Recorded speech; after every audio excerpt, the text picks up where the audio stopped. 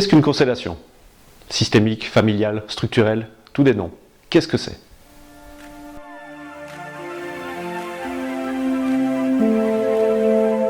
Bienvenue, je m'appelle Yves de Burch et je suis ravi de vous accueillir dans cette vidéo qui va, comme vous l'avez compris, parler de constellations systémiques, familiales et structurelles. Déjà, pour commencer, cassons une idée reçue. Les constellations n'ont rien à voir avec l'astrologie.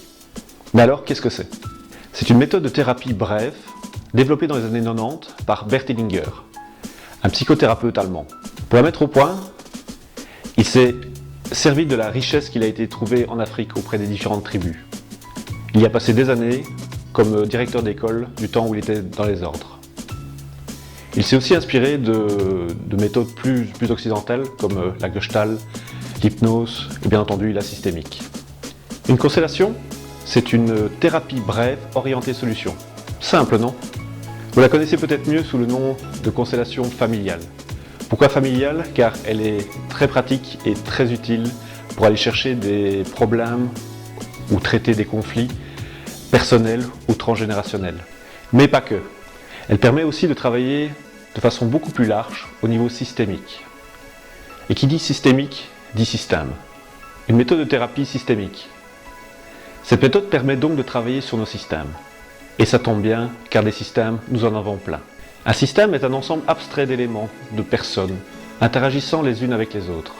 Nous évoluons tous dans des systèmes complexes, qu'ils soient familiaux, professionnels, éducatifs, sociaux, religieux ou culturels.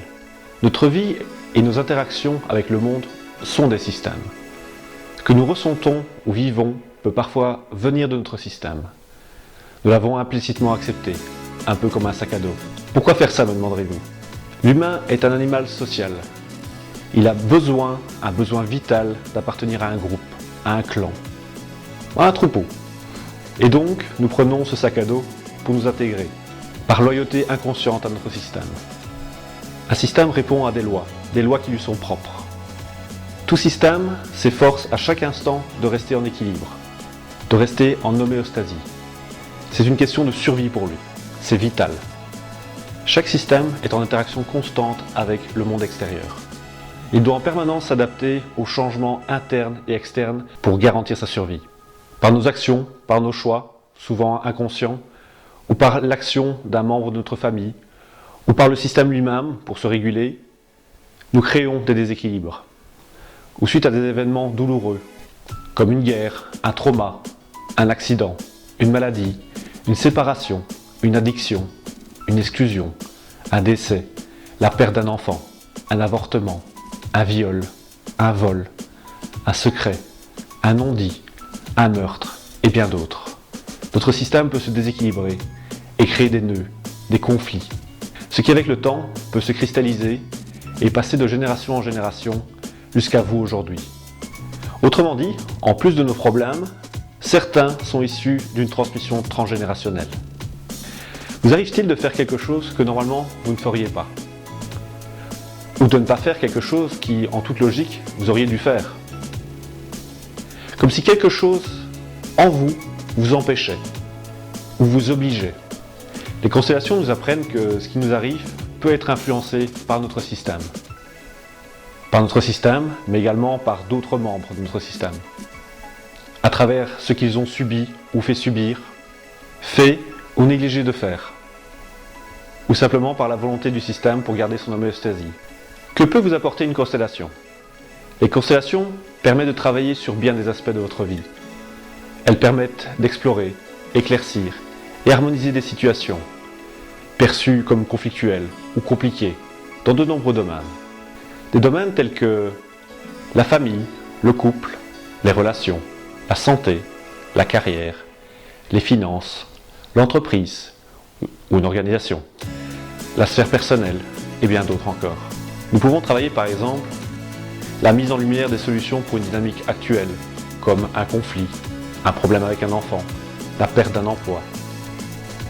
Transmuter un événement survenu bien des années auparavant, comme une intrication familiale, un événement remontant à l'enfance ou à l'adolescence. Préparer un événement futur, comme un mariage, un entretien d'embauche. Faire un choix de vie, un emploi, des études, des collaborateurs. Penser nos blessures.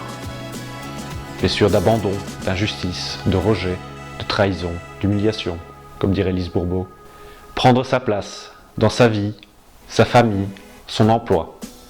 Se libérer de l'impact d'un trauma, des destins familiaux lourds, des secrets de famille, des deuils, d'un viol, d'un inceste, d'un avortement, la perte d'un enfant, d'une séparation, un accident, une maladie, une addiction, un comportement récurrent. Comment fonctionne-t-elle? Selon Bert Hellinger, le terme constellation est un raccourci de traduction. La bonne expression serait « poser le système dans l'espace ». Le travail en constellation s'effectue au niveau de la mémoire et de l'énergie d'un événement, d'une situation. Nous travaillons l'inconscient du système. Le but est d'y apporter une image harmonisée, par la mise en situation concrète, par le biais de représentation. Et qui dit représentation, dit représentant. Les constellations peuvent se pratiquer en groupe ou en individuel. Dans une constellation en individuel, nous utiliserons des figurines, des objets, des ancrages spatiaux pour représenter les éléments. Pour une constellation de groupe, ça sera beaucoup plus simple, c'est les personnes présentes qui serviront de représentants. Une constellation en groupe se fait dans la bienveillance, la convivialité et surtout en toute confidentialité. Être représentant, c'est très simple, il n'y a rien à faire. Juste être à l'écoute de ses ressentis et laisser faire ce qui s'impose à vous. L'approche est phénoménologique, c'est-à-dire que nous prenons les choses telles qu'elles sont, sans intention de les faire changer et sans jugement. S'il y a un mouvement, on le suit. Ce qui est intéressant, c'est que le choix d'un représentant n'est pas anodin. En général, le hasard fait bien les choses.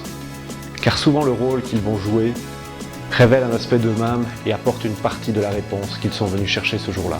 Concrètement, une personne vient me voir. Elle m'expose sa problématique.